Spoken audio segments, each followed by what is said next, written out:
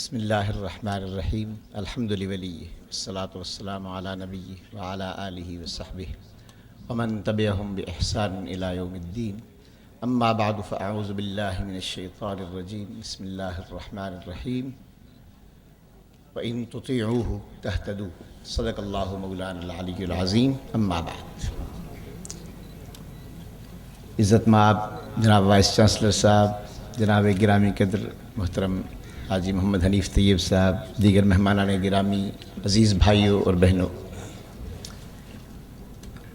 میں شکر گزار ہوں جناب محترم حاجی محمد حنیف طیب صاحب کا۔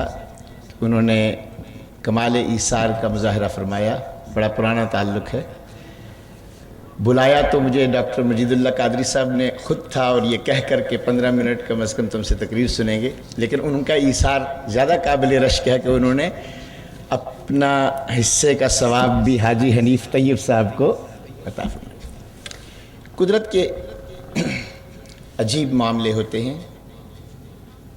میں خطیب پاکستان مولانا محمد شفیع اکاڑوی مرحوم رحمۃ اللہ تعالیٰ علیہ کے خطابات سنتا رہا، محرم الحرام کے، اور بڑی عقیدت ان کے ذات سے اور اب ان کے فرزند ارجمن، ان سے انشاءاللہ میں ملاقات کی تمنا ہے، کوشش کروں گا اسی دوران۔ دوستان عزیز، قرآن حکیم اللہ کی آخری کتاب، نو انسان را پیام آخری، اللہ کے محبوب صلی اللہ علیہ وآلہ وسلم کے سینہ اطہر پہ نازل ہوئی۔ ہر یونیورسٹی، ہر کالج، ہر کانفرنس، ہر محاذ، ہر فورم پر، ہر مجلس میں جہاں بھی علم کی فضیلت بیان کرنی ہو، کہا جاتا ہے کہ علم کی فضیلت کا سب سے بڑا ثبوت یہ ہے کہ قرآن کی پہلی وحی کا پہلا لفظ اقرا، جس کے معنی پڑھنا، اقرا کے معنی ہے تو پڑھ۔ بے شک اس سے علم کی فضیلت ثابت ہوتی ہے، اور اللہ نے یہ لفظ علم کی فضیلت ثابت کرنے کے لیے قرآن کے پہلے لفظ کے طور پہ نہیں اتارا۔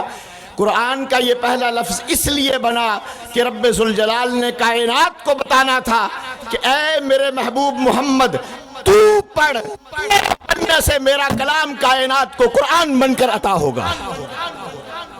نام کیوں قرآن رکھا؟ مصطفیٰ کا پڑھا ہوا قرآن کائنات کو لکھی ہوئی کتاب کی شکل میں نہیں ملا، مصطفیٰ کی آواز میں عطا ہوا ہے۔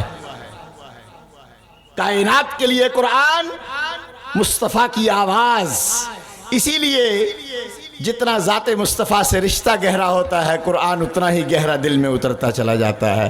بچے معصوم ہوتے ہیں، گناہوں سے پاک، مصطفیٰ کریم کی شان معصومیت کی مناسبت لیے ہوئے ہوتے ہیں، بہت جلد قرآن سینے میں اتر جاتا ہے۔ جب ہم بالغ ہوتے ہیں، گناہوں میں لتھڑ جاتے ہیں، حافظہ زیادہ بہتر ہو جاتا ہے، کنسنٹریشن پاور بہتر ہو جاتی ہے، مگر اس کے باوجود قرآن کا حفظ ہونا مشکل تر ہو جاتا ہے، کیونکہ مصطفیٰ کی ذات گرامی سے نسبت اور مناسبت کمزور ہونے لگتی ہے۔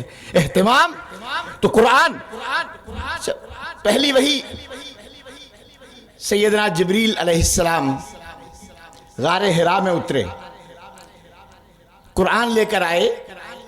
حدیث بخاری میں الفاظ ہے اقرا، حضور اکرم صلی اللہ علیہ وسلم نے فرمایا ما انا بقارئ، ترجمہ اس کا میں نہیں کر رہا، میں نہیں ہوں پڑھنے والا۔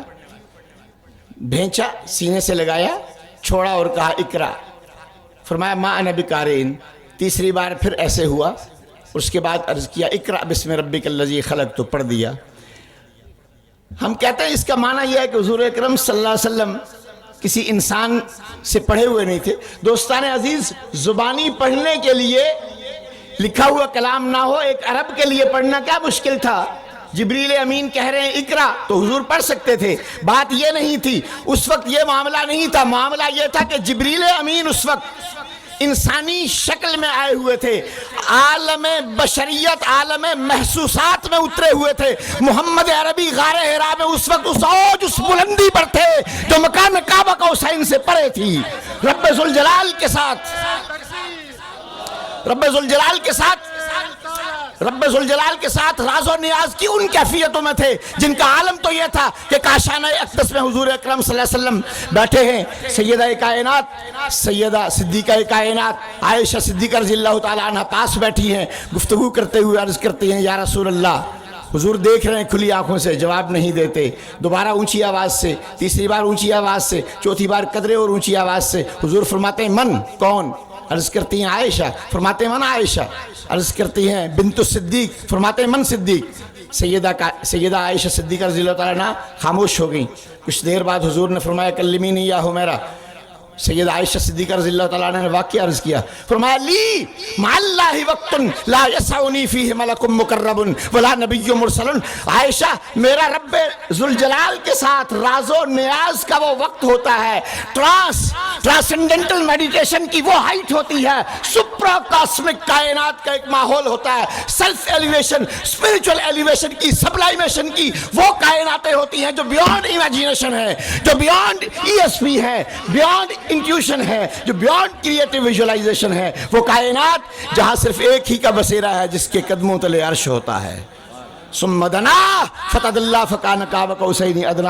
لوگوں یہ نہیں تھا کہ جبریل امین اس لیے بھیج رہے تھے کہ جبریل بالا تر سطح پر تھے اور حضور کو اوپر لے جا رہے تھے کہ آپ وحی کے قابل بن جائیں. یہ غلط لکھا گیا ہے. بات یہ تھی جبریل امین انسانی تمثل میں عالم بشریت کی سطح پر اترے ہوئے تھے اور مصطفیٰ کریم عالم بالا کی بلندیوں میں تھے, ٹرانس میں تھے, بے خودی میں تھے, استغراق میں تھے, مشاہدہ کبریا میں تھے.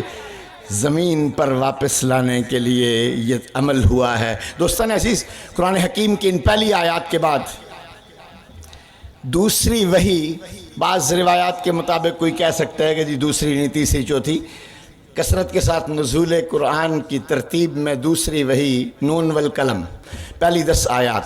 ایک آیت اس میں سے پڑھتا ہوں. وَإِنَّكَ لَعَلَىٰ خُلُقٍ عَظِيمٍ. بے شک اے محمد, بے شک اے محمد, تو صرف تو, بس تو ہی تو, انا کا پہلے آیا حسر, بے شک تو ہی تو ہے اکیلا اس کائنات میں, ابتدا سے انتہا تک تنہا تو ہے. لعلی خلق عظیم. تمام اوصاف میں, تمام کمالات میں, تمام خوبیوں میں, تمام صفات میں, تمام عظمتوں میں, تمام فضیلتوں میں تیرے تو وصف عیب تنہی سے ہے بری. حیران ہوں میرے شاہ میں کیا کیا کہوں تجھے. تمام صفات میں لعلی خلق عظیم, چوٹی پر فائز ہیں. کہاں فائز ہیں؟ تمام صفات میں چوٹی پر فائز. دوستان عظیم, تمام اخلاق میں چوٹی پر فائز. سوچئے گا, قرآن صبر کی آیات لے کر آیا ہے, صبر کی تلقین کرنے, شکر کی آیات لے کے آیا, زہد کی, ورع کی, اخبات کی, انابت کی, توبہ کی, سخاوت کی, وفا کی, عدل کی, امانت کی, صدق کی, یقین کی, محبت کی, عشق کی, شوق کی, زہد کی, تمام آیات لے کے آیا. پر یہ ساری آیات بعد میں اتری ہیں, پہلے یہ آیت اتری ہے کہ اے محمد ان تمام صفات میں تو چوٹی پر پائے.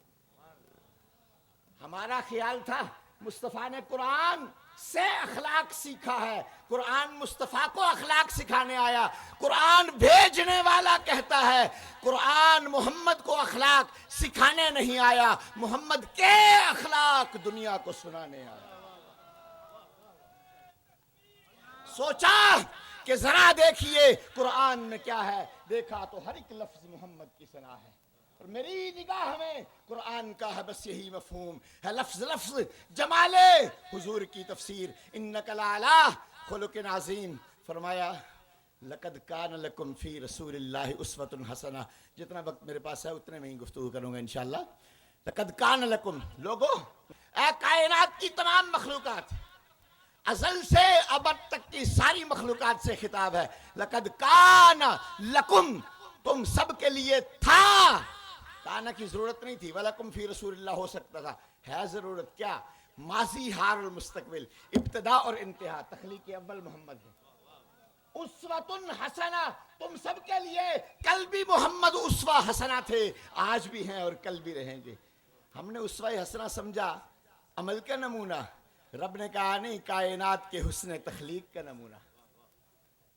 میں نے چاند کو پیدا کیا, سورج کو بنایا, زمین کو بنایا, آسمانوں کو بنایا, لوح و قلم کو بنایا, عرش و کرسی کو بنایا. کوئی چاند کو دیکھ کر خدا کی عظمتوں کا ایک اعلان کرتا ہے, کیا اس نے خدا کی عظمت کا ایک کما حقہ اعلان کیا نہیں. یہاں اگر چند نمونے لگے ہوں کسی فنکار کے، آپ پہلے نمونے کو دیکھ کر کہیں کہ سبحان اللہ کیا فن پارا ہے، کیا شاہکار ہے، اور وہ کہے کہ یہ کیا دیکھتے ہو، ذرا آگے بڑھو، میرا شاہکار آگے ہے. ریت کے ذروں سے، پانی کے قطروں سے، ہواؤں سے، بہاروں سے، پھولوں سے، نظاروں سے، آسمان سے، ستاروں سے، چاند سے، سورج سے آگے بڑھو. بے شک خدا وہ ہے جس نے یہ سب بنائے ہیں، مگر خدا کی قدرت تخلیق کا کمال، ایکسیلنس، پرفیکشن، جو ڈیوائنلی پرفیکشن ہے، جو اللہ کی عظمتوں کے شایان شاہ پرفیکشن ہے، وہ محمد رسول اللہ کی تخلیق میں ظاہر ہے. یا اللہ تو نے آسمان بنایا، چاند بنایا، اس لیے میں تیری تعریف کرتا ہوں. فرمایا نہیں، میں نے اس سے بڑھ کر کچھ بنایا ہے، سورج سے بڑھ کر کچھ بنایا ہے، لوح و قلم سے بڑھ کر کچھ بنایا ہے، عرش و کرسی سے بڑھ کر کچھ بنایا ہے. میری نظر میں خدا کی سب سے بڑی تعریف یہ ہو سکتی ہے وہ رب عرش ہے. خدا کی نظر میں اس کی سب سے بڑی تعریف یہ ہے وہ رب محمد ہے، کیونکہ عرش بھی مصطفیٰ کے قدموں تلے ہے. عرش بھی مصطفیٰ کے قدموں تلے ہے. وہ بائیو کیمسٹری کائنات میں صرف ایک ہی جگہ، اس لیے کہ مصطفیٰ پروٹوٹائپ ہے کائنات کے، پروٹوٹائپ، پری فگریشن ہے، مینیفسٹیشن ہے کائنات کے لیے. وہ کہ کائنات کے وجود میں آنے سے پہلے جو ماڈل ہونا چاہیے. دیکھیے ابھی بات آئی یہاں محمد نام، احمد نام کی، ڈاکٹر فریدہ احمد صاحبہ فرما رہی تھی. محمد نام، دوستان عزیز سوچئے تو صحیح کیا ہے محمد نام. اس کی تفصیلات میں نہیں جاتا. عدد اس کا ابجد کے حساب سے 92 نکلتا ہے. کتنا؟ 92.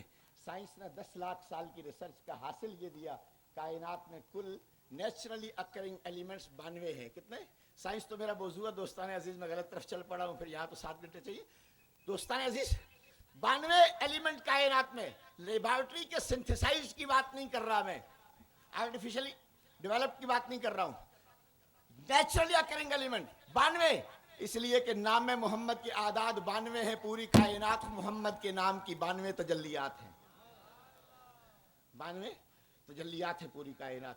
تو محمد نام ازل سے ہے، محمد نام ازل سے ہے مصطفیٰ کریم کا.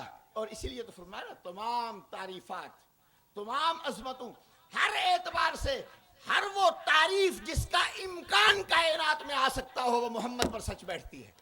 وَرَفَعْنَا لَكَ ذِكْرَكَ.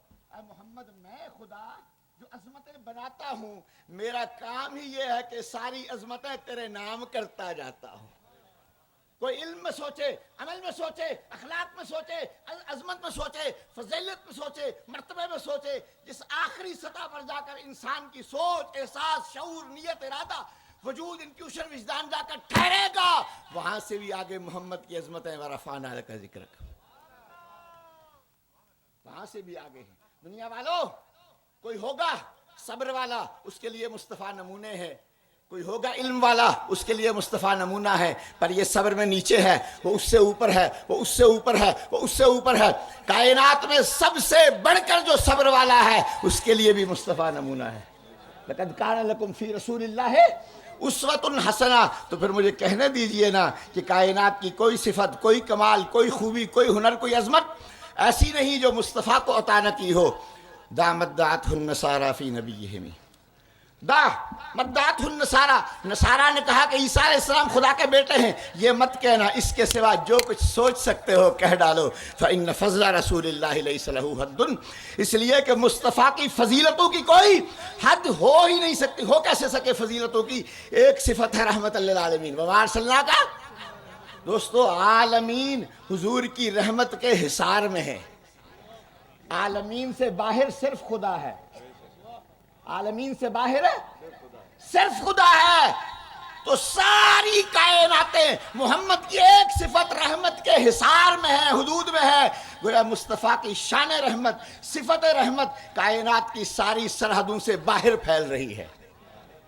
تو دوستان عزیز، جس کی ایک صفت کا عالم یہ ہے، تیرے تو وصف عیب تناہی سے ہیں بری، حیراں ہوں میرے شاہ میں کیا کیا کہوں تجھے غالب ثنائے خواجہ، میزداں گذاشتیں کا ذات